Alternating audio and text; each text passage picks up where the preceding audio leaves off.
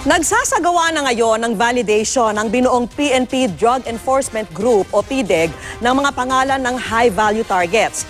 Ayon kay PDEG Chief Senior Superintendent Graciano Buboy Mijares, kabilang sa mga tututukan nila ang mga distributor, trafficker at mga protektor ng droga. Nung nasuspindi raw kasi ang operasyon ng pulisya kontra droga, maraming drug pusher daw ang bumalik sa dating gawi. Sa ngayon, nakikipag-ugnayan na raw ang PDEG sa iba't ibang ahensya kasama ang kanilang mga counterparts sa ibang bansa. Kasabay ng kanilang validation, tuloy-tuloy rin daw ang pagpili sa mga bubuo ng PDEG.